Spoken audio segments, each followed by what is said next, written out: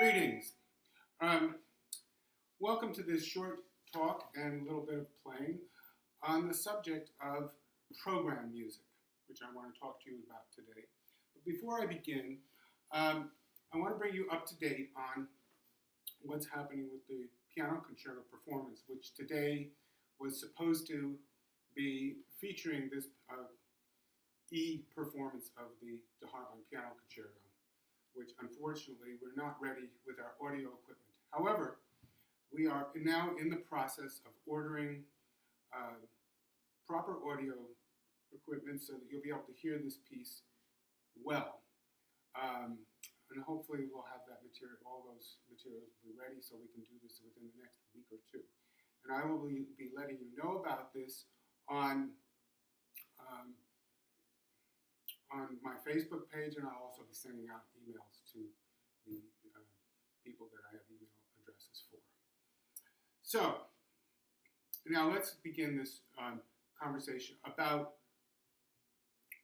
program music. And let's begin with the question is, what is program music? Officially, program music is the use of the putting into information into music that's extra musical. In other words, ideas that are not musical ideas are placed by composers into pieces of music. And also, it is considered that this is generally done in Western classical music and that it excludes vocal and operatic music. So, which, of course, they themselves, the vocal and the operatic music, have their own program that they're written to, but it's a slight difference here. So, and some of the examples that we can see from historically, this not a new thing, program music. We can see this in Vivaldi, The Four Seasons, which is a Baroque piece of music. We can see this in Beethoven, the Pastoral Symphony, in which he imitates the sound of the birds and thunderstorms. We can find this also in Mussorgsky's Pictures at an Exhibition. You can hear from the Promenade, the imitation of walking from one painting to another. You can hear this also in Messiaen with the bird calls. So he's imitating directly his program music directly. So,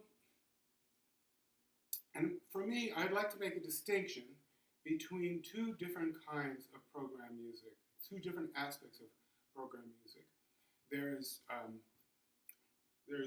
music that has an explicit program, and there's music that has also an implicit program. And I will explain these two terms as we go along.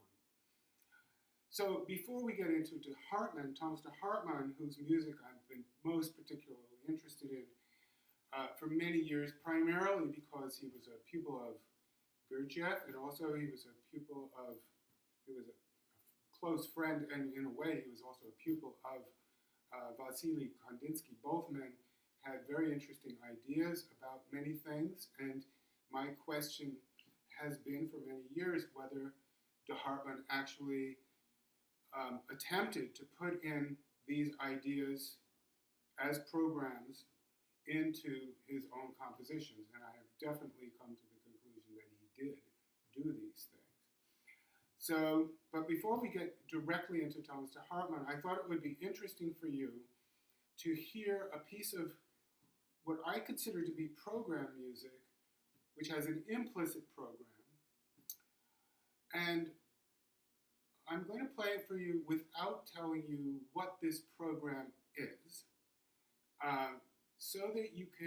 so that one of the elements of program music becomes apparent. I'm going to play the beginning of Schubert's last piano sonata in B-flat major, which was composed right before his death in 1828.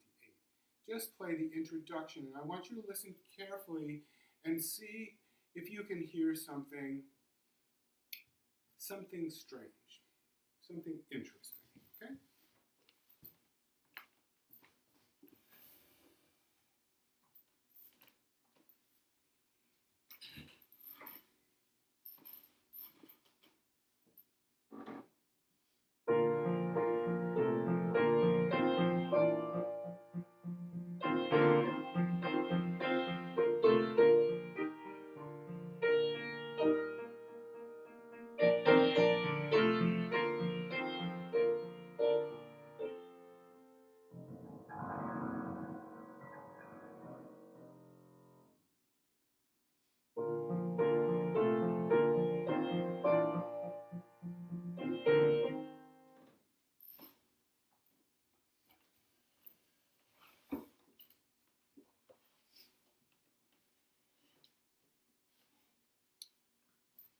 So, what's the program here?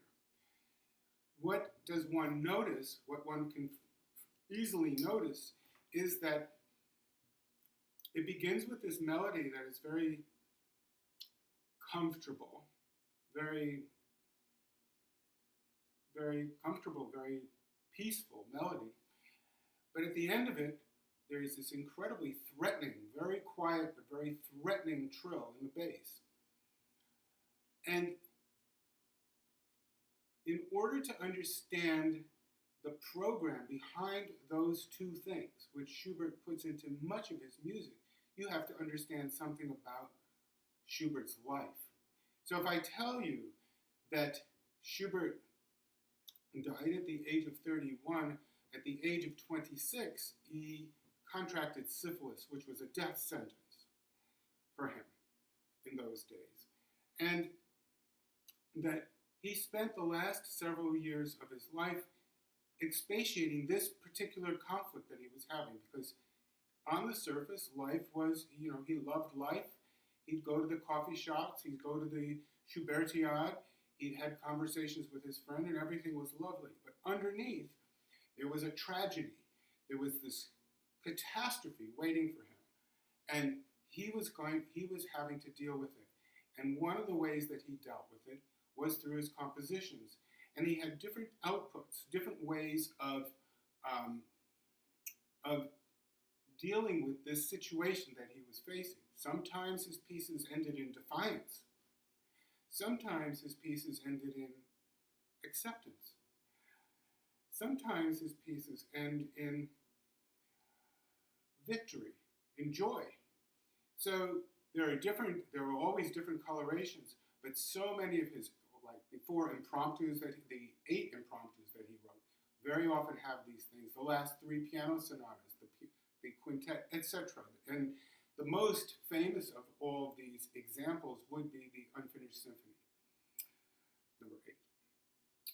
All right, so this is what I consider to be an example of implicit program in a piece of music. In other words, the composer has not said, this is this, but you, as a listener, can do the detective work to discover what it is. Now, the second example that I want to give you has both an implicit and an explicit program. And this is Thomas de Hartmann. I'm going to play this very short piece for you by Thomas de Hartmann called The Witch's House on Hen's Legs. And this piece is one of his 12 Russian fairy tales. And it depicts the house of Baba Yaga the witch. Baba Yaga had iron teeth, filed, pointy iron teeth. And she was a dangerous, dangerous witch. But she was not evil. She was very just, as you can see if you read or you hear the Russian fairy tales. You can hear that she's very just, and as a matter of fact, she was very just to the hero Ivan Tsarevich at one point. So here is Hartmann describing in musical terms the witch's house and Hen's legs. He's given us the program, and what you hear, and I will not play each example on the piano, but I'll tell you what you will hear when I play the piece. You will hear this mysterious, quirky little house sitting there, and because it's a house that will stand up on its legs, it doesn't sit there still. It has a little wiggle to begin with. And then you hear it stand up on its legs and begin to move, and it's moving towards its prey. Maybe it's a child, we don't know. So it's moving, and then when its prey hears or notices that there's this sound, it stops and sits down again, and again, it's this still little house, and nobody can tell that it's Baba Yaga's house. And then it gets up again, and it starts creeping forward, etc. Then there's this little sort of dance type of thing, which I imagine is the interior of Baba Yaga's mind, where she's looking forward to enjoying the tasty morsels that are coming her way. And following this, You hear her creeping up slowly, slowly, slowly onto her prey, and she is already about to pounce when all of a sudden you hear the, the melody associated with Ivan Tsarevich, who is the hero of this particular set of Russian fairy tales. And you hear his sound, which sounds sort of like the fanfare of trumpets. You should be able to easily tell. And that at that point, Baba Yaga, then you hear her and the house backs off, backs away, and then you're back at the beginning. You hear one iteration of the house sitting there by itself still, and then poof, it disappears. So this is the explicit program for this piece. Now I'll play it for you now, and you can judge for yourself how well Hartmann did it or how well he didn't do it. Okay? So.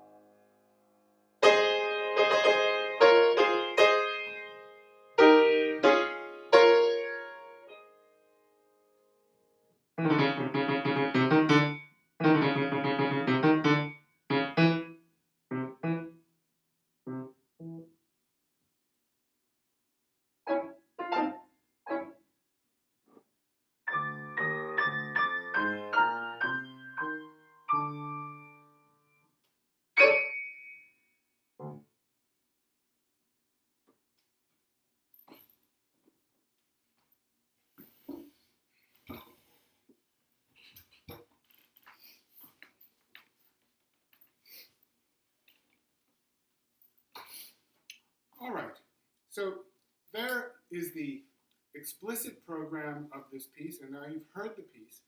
What would be the implicit program that is behind this piece? And in order to understand that, again, you have to understand something about Thomas Hartmann and also his motivations for writing this piece.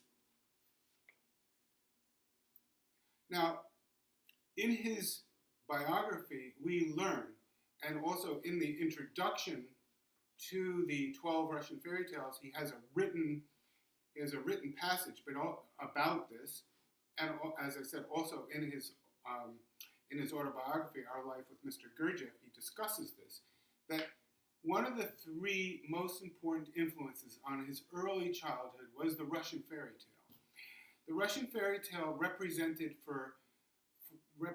the quest.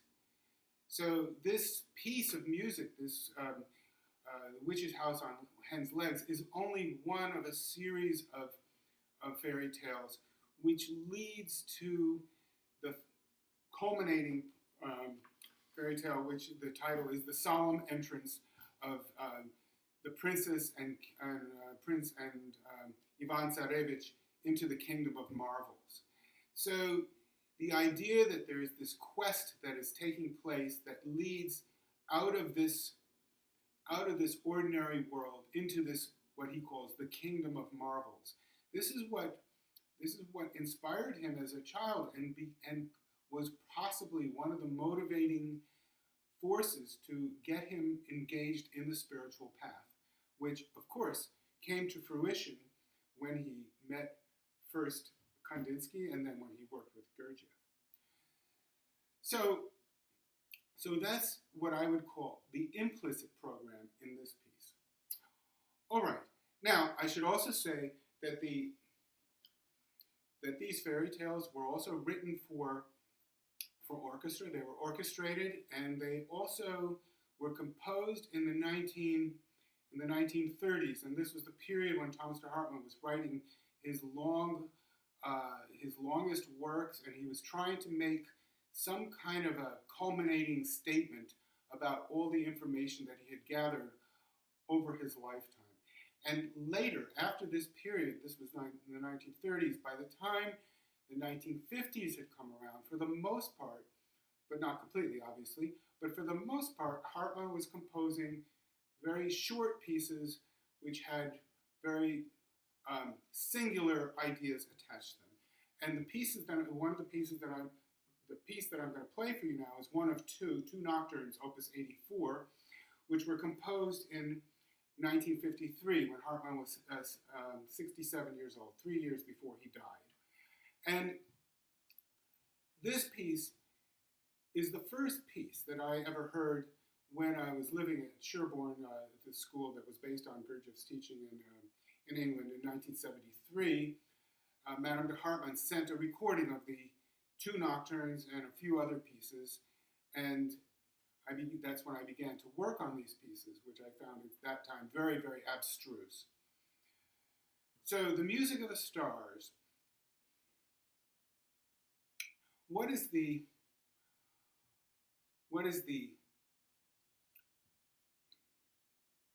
explicit program of Music of the Stars? It's very clear. And I'm going to go through this piece twice or three times maybe and just add a few things here and there. So it begins with the listener hearing these pointed stars. The stars are represented in the right hand up in the high treble, and you hear these points of light. And to begin with, you hear just individual stars. And then you hear patterns of stars, perhaps constellations. And then you also hear shooting stars going through, or maybe comets, whatever. But you definitely hear these elements that are taking place in the night sky. As this happens, Hartmann is also including in the bass, he includes these billows of sound. Using the pedal and using the overtones, you hear these billows of sound which give the feeling of this endless space behind, on top of which these stars are twinkling. So, at a certain point in the piece, something changes and you hear this melody, because up till now, it hasn't really been, it's mostly been patterns of sound and pointed stars and shooting stars, which are not in themselves so melodic. But at a certain point, an actual melody occurs. And you'll be able to hear this if you would like to be alerted to it, because I'll be turning a page halfway through the piece, and it's right after that you hear this melody. So here is the song of the stars that's appearing. And then he goes back, and there's a little bit more shooting stars, and there's a little more of this and that. And then something changes. There's an announcement, a repeated chord that announces something. There's a sort of a stop, and only you hear a melody. You do not hear any accompaniment in the bass, only this sustained overtones, but there is no more melody. And this melody that comes across is written in an Eastern form. It sounds very much like, if you're familiar with the Gurdjieff to Hartmann music, it sounds like it's related to that, as opposed to the rest of the piece, which sounds sort of like Messiaen. And this melody is like a statement of some kind. You get the feeling that there is a statement, something is being said. And it lasts for maybe a minute or half a minute or a little bit more, and then it disintegrates. and we go back and we're looking up at the stars. The stars are again far away for a few seconds, and then it ends with these two notes, these two simple notes that are played at the very end. So that's one aspect. Another aspect of how this piece is being composed, and this also explicitly because it's describing the stars, and that is he uses different registers to describe different things. So in the piano you have 7 different octaves, and we call these the registers. And in the upper register, the piece begins very high up, so the stars are very high, they're very far away. But when we get to this message at the end, by the time we get to this message, the message part, which I consider to be maybe concerned with astrological things or whatever, we don't know, he never says. But this message is iterated in a middle register. And I think that he's saying that either the stars have come down to our level, or we have risen into the stars and they're no longer far away, they're here. And from here we hear this message from the stars. So that's another aspect of how he composes this piece. And I'll just mention one third thing, which I consider to be quite interesting, which is connected with Kandinsky's teaching. Because he met Kandinsky in 1908, and they remained friends for life.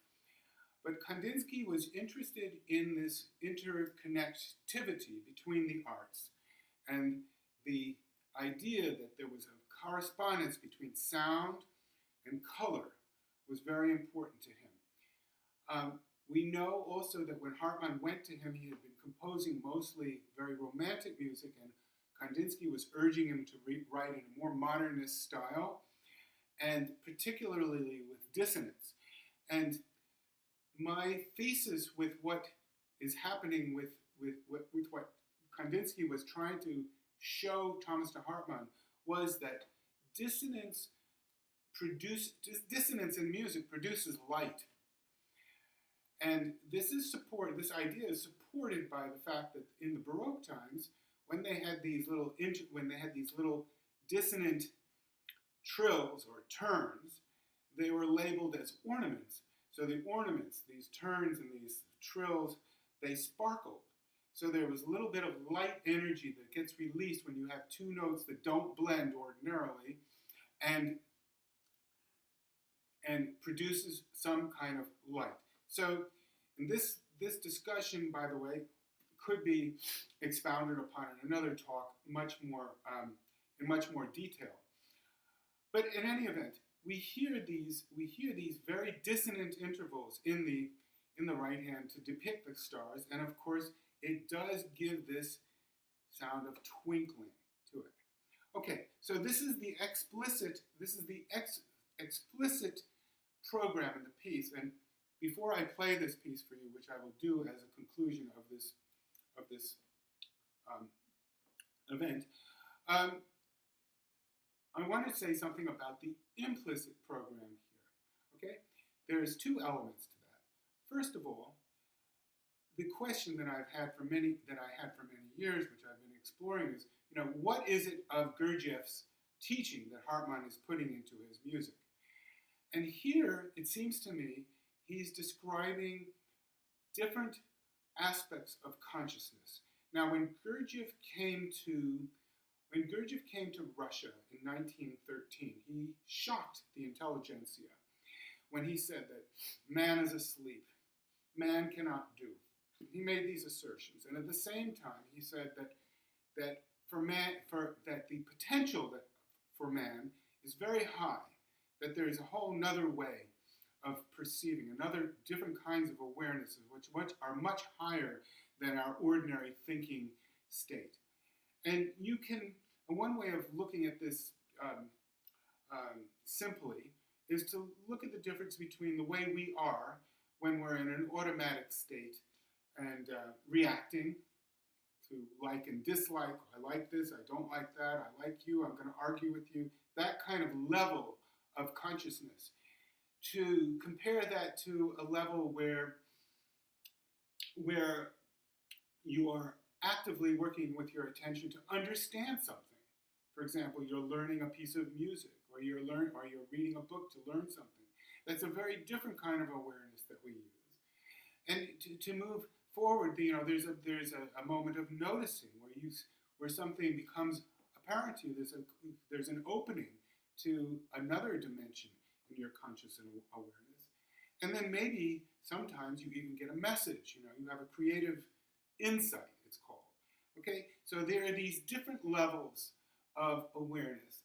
And what I hear in this piece is that Hartmann is describing the higher aspects of man's potential awareness, where man is actively watching, first of all, watching receptively towards the heavens, towards the higher, and begins to receive first individual points of life, and then light, and then patterns, and then a song, and then actual message that comes in at the end.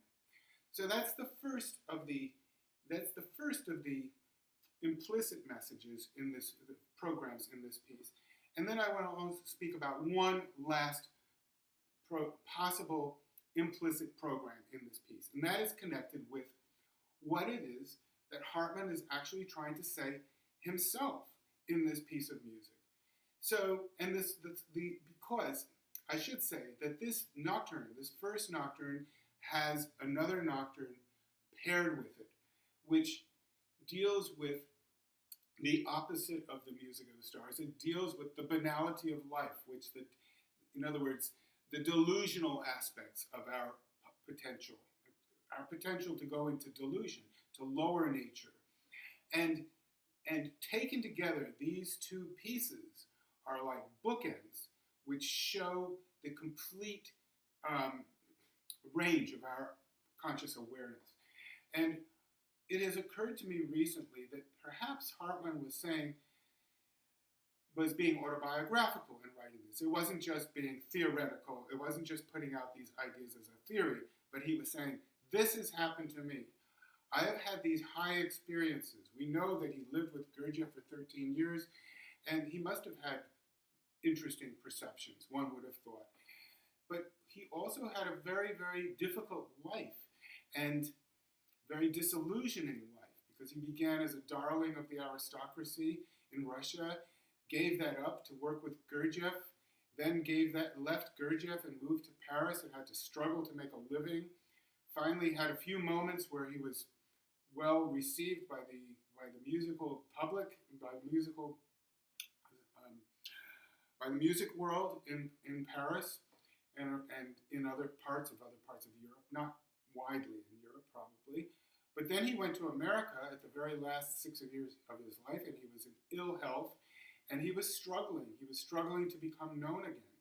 So he had most likely both of these aspects, the higher and the lower aspects of experience. And it has made me wonder if these two pieces are a autobiographical statement. So now I'm going to play this music of the stars for you to end this session, and I'm not going to say this is where this is and this is where. You can use your own imagination. Hopefully, if Hartmann was doing his work, it should be clear to you where things are. All right.